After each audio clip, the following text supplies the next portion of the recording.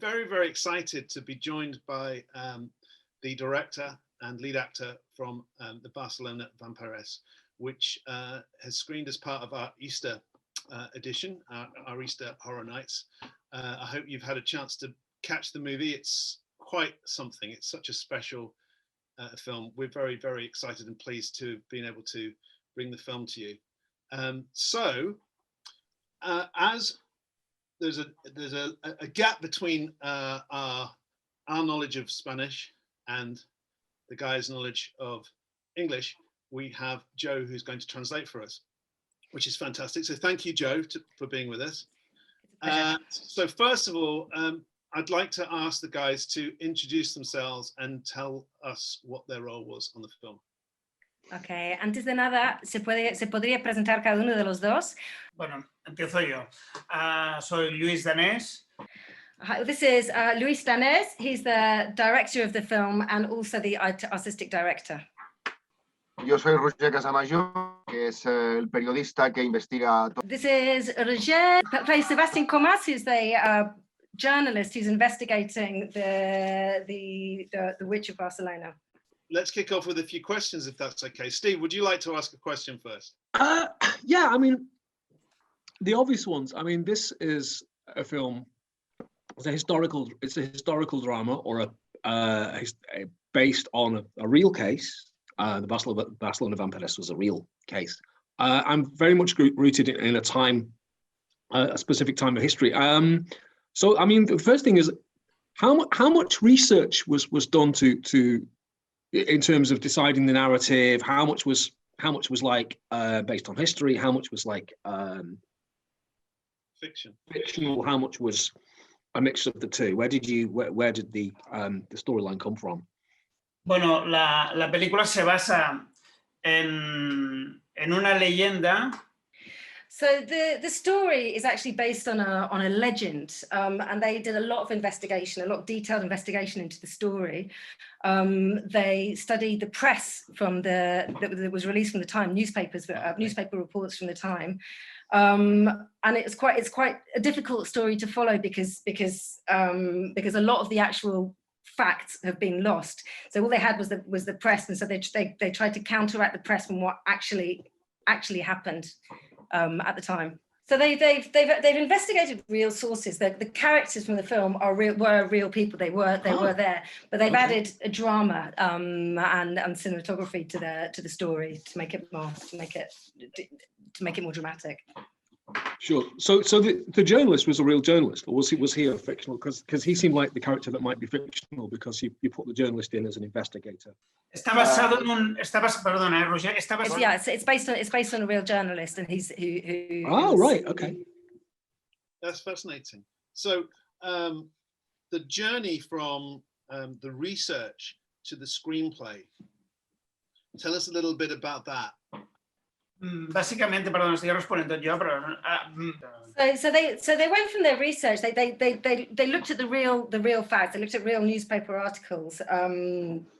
So there were proper sources of information, and from there you can see the evolution of how the story evolved about Enriqueta Martí.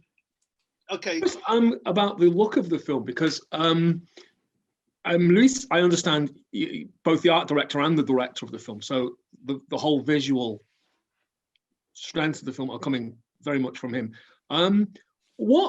Obviously, a whole bunch of decisions. You shot it in black and white. You were using this mix of, there's some fairly elaborate digital effects, but there's a lot of old-fashioned, very early cinematic effects, use of silhouettes and smoke and stuff.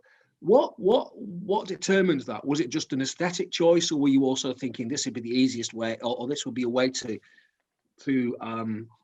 recreate Barcelona of 100 years ago rather than Barcelona now, because the city's changed so much? A mí me apasiona, en mis trabajos previos, me apasiona utilizar. Lluís explains that he says, I'm passionate about theatrical, these kind of techniques, and he loves the theatre, he loves the use of shadows. We were telling a story, and we weren't looking to create a reality. We were looking more to make it poetic, theatrical, and so we use the kind of illusions is to create the story, which is a dark and gothic story. And I love using these techniques. I love this kind of these kind of techniques. Oh, me too. I mean, that's one of the things we really loved about the film was Can I its just say, visual richness. And yeah, can I just say, my background is an art director for movies, so I really connected with the visual style of this movie and the beautiful images, the lighting, the composition, chiaroscuro, I suppose, that's a tricky word. I don't know if you can translate that. So let's just say set design and lighting is amazing, and I think I'm so impressed by it, and it's the kind of movie that I know Steve and I are very passionate about. Thank you very much. I think it'd be good to ask Roger a question. One, how did he get involved in the film? And two, how did he prepare for this role? Because it's an unusual role set in the past, and also quite stylized in some ways. The film and the performance are kind of have a style to them, which is heightened. Yeah, did you say heightened, Steve? Slightly heightened, yeah, slightly. Heightened style. So maybe he could tell us a little bit about all of that. Pues mira, yo empecé en la película, es la segunda vez que trabajo con Lluís. He read the original script a long time ago, where his role was a much smaller role, and then one day he met Lluís coming out of a theatre, and Lluís said, "Yeah, you're going to have the starring role, which is going to be the journalist." Good news. That was good news. Yes, good. Very good news. Y luego, pues el personaje, yo lo traté. So yeah, he dealt with the character in two ways. He dealt with it in a conscious way and an unconscious way.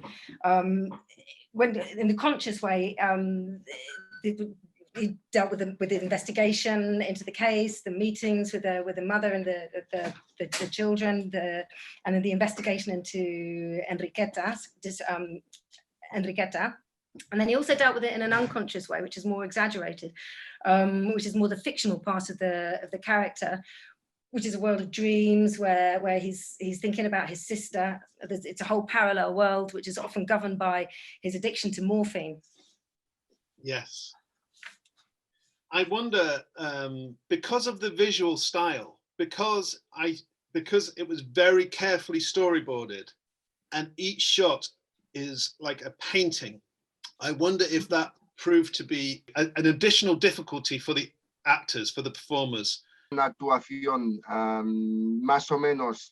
Yeah, it was hard to play the role realistically in such an unrealistic circumstances, with going through the street with people dressed in cheesecloth and the poor people there, and yes, and trying to play that part realistically. También tengo que decir que. So a very important aspect of the film is the light, so he worked very closely with the director of photography, José María Civit. Okay, so they worked very, very closely to get that right, to get